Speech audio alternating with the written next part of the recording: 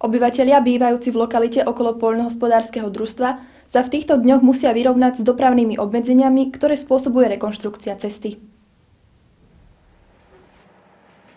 V obci Močenok sú už desiatky rokov vybudované všetky miestne komunikácie.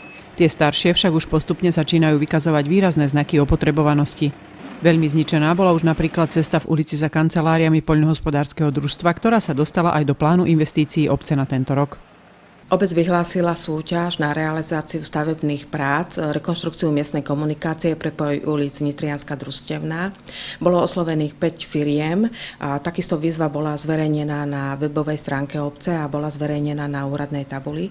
Do súťaže sa prihlásili 2 spoločnosti. Najúspešnejšiu ponuku predložila spoločnosť Cesty Nitra v celkovej cene 52 404 eur.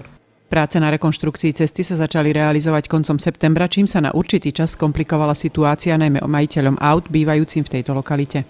Na základe všetkých získaných povolení vysúťaženého zhotoviteľa sa v týchto dňoch realizuje nové cestné teleso. Stavba by mala byť dokončená do 2 týždňov.